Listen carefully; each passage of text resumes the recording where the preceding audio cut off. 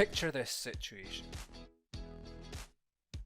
You have lots of icons on your desktop, and you're about to deliver a presentation. You don't have time to organise your files right now, but you also don't want people to see these icons because they might be confidential. Or you don't want people to think you're messy. Don't panic delete.